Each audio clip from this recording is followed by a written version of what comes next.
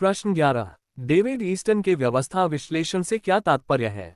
उत्तर, तुलनात्मक राजनीति में व्यवस्था विश्लेषण का प्रयोग करने वालों में ईस्टन सर्वप्रथम है। ईस्टन ने व्यवस्था की परिभाषा इस प्रकार दी है: राजनीतिक व्यवस्था वह व्यवस्था है जिसके अंतर्गत हम किसी भी समाज की उन अंतःक्रियाओं का अध्ययन करते हैं जो न केवल समाज में साधिकारिक विवरण का आधार होते हैं बल्कि व्यवहारिक भी होते हैं।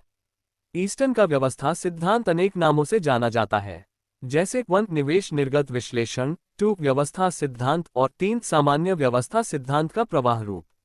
ईस्टन के व्यवस्था विश्लेषण की विशेषता है कि उसने व्यवस्था सिद्धांत का सृजनात्मक पक्ष ग्रहण किया है। उसने व्यवस्था को विशिष्ट समस्याओं अथवा व्यवस्थाओं के विश्लेषण में प्रयुक्त नहीं किया है। उसके अनुसार व्यवस्था विचारात्मक, विश्लेषणात्मक और अमूर्त अवधारणा है। ईस्टन के व्यवस्था सिद्धांत को सभी प्रकार की राजनीतिक व्यवस्थाओं के विश्लेषण में प्रयोग किया जाता है। प्रश्न 12। डेविड ईस्टन के अनुसार राजनीतिक व्यवस्था क्या है? उत्तर, डेविड ईस्टन के अनुसार राजनीतिक व्यवस्था अंतर्क्रियाओं का ऐसा समूह है जिसके अंतर्गत सोचों को निर्गत में बदला जाता है। राजनीतिक व्यवस्था संस्थाओं एवं प्रक्रियाओं का एक जटिल समूह है जो समाज के अंदर आधिकारिक मूल्यों का विनियोजन करती है। इन राजनीतिक व्यवस्थाओं का अध्ययन इसलिए करते हैं क्योंकि उसके अधिकारपूर्ण निर्णय के परिणामों का समाज के लिए बहुत महत्व है। इन परिणामों को निर्गत कहा जाता है। किसी भी व्यवस्था को जीवित रखने के लिए आवश्यक है कि उनमें निरंतर निवेश होता रहे। बिना निवेश के कोई भी व्यवस्था कार्य नहीं कर सकती है। निर्गत के बिना उसके कार्यों को समझा नहीं जा सकता है। प्रश्न 13। ईस्टन द्वारा प्रतिपादित राजनीतिक व्यवस्था के कार्य बताइए। उत्तर, ईस्टन ने अपनी राजनीतिक व्यवस्था के कार्यों को 2 भागों में बांटा है। एक, निवेश कार्य या निवेश ये कार्य राजनीतिक व्यवस्था को गति प्रदान करते हैं तथा उसके अस्तित्व को बनाए रखने में मदद देते हैं। ये 2 प्रकार के होते हैं: एक, निवेश मांगे तथा निवेश समर्थन। 2, निकास कार्य या निकास। राजनीतिक व्यवस्था निवेश को निकास में बदलती है।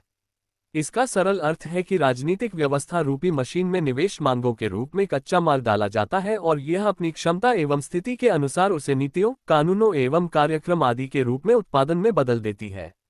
इसे ही डेविड ईस्टन ने राजनीतिक व्यवस्था द्वारा मूल्यों का सत्तापूर्ण तथा बंधनकारी वितरण कहा है। 3, पुनर्निवेश चक्र। राजनीतिक व्यवस्था के निकास कार्य के प्रति पर्यावरण में जो प्रतिक्रिया होती है उससे राजनीतिक व्यवस्था में पुनर्निवेश की स्थिति का जन्म होता है, जिसे राजनीतिक व्यवस्था का पुनर्निवेश चक्र कहा जाता है। ये चक्र निकास एवं निवेश के बीच घनिष्ठ संबंध स्थापित करता है और राजनीतिक व्यवस्था की गतिशीलता व क्रियाशीलता को बनाए रखता है। प्रश्न 14। राजनीतिक व्यवस्था की कोई 3 विशेषताएं बताइए। उत्तर, राजनीतिक व्यवस्था की विशेषताएं।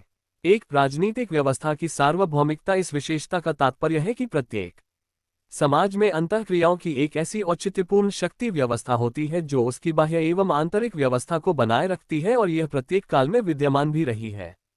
2, राजनीतिक कार्यों की सार्वभौमिकता। सभी राजनीतिक व्यवस्थाएं राजनीतिक कार्यों का संपादन अवश्य करती हैं। आधुनिक राजनीति विज्ञान में 4 प्रकार के निवेश कार्य तथा 3 प्रकार के निर्गत कार्य किए जाते हैं। इसी को निवेश निर्गत मॉडल कहा जाता है।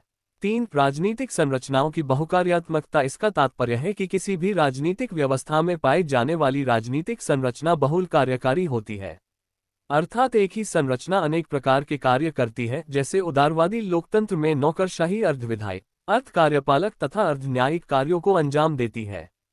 प्रश्न 15। राजनीतिक व्यवस्था विश्लेषण की अवधारणा का महत्व एवं उपयोगिता बताइए। उत्तर, राजनीतिक व्यवस्था की अवधारणा मूलतः एक विश्लेषणात्मक अवधारणा है जिसकी मुख्य उपयोगिता एवं महत्व इस प्रकार है। 1, इस अवधारणा की मदद से राजनीतिक संस्थाओं एवं उनके पर्यावरण के बीच होने वाली अंतर्क्रियाओं, उनकी पारस्परिक निर्भरता तथा उनके प्रभावों का वास्तविक अध्ययन संभव हुआ है। 2, राजनीतिक व्यवस्था की विश्लेषणात्मक अवधारणा के द्वारा राज्य एवं सरकार का अनौपचारिक एवं यथार्थ अध्ययन संभव हुआ है। 3, इस अवधारणा ने समाज के स्तर पर राजनीतिक क्रियाओं एवं प्रक्रियाओं का समूहीकरण करके उसे एक व्यवस्था का रूप दिया है।